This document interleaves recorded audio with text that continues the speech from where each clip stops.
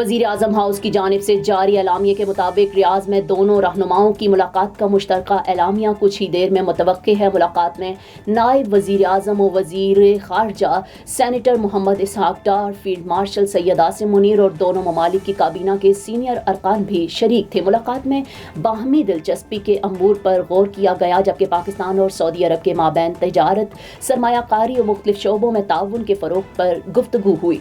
कबल अज़ीज़ सऊदी वली अहद और वज़ीर मोहम्मद बिन सलमान की खुसूसी दावत पर वज़ीर आज़म मोहम्मद शहबाज शरीफ फ्यूचर इन्वेस्टमेंट इनिशिएटिव की 9वीं कॉन्फ्रेंस में शिरकत के लिए पाकिस्तानी वफ़द के हमरा रियाज पहुँचे।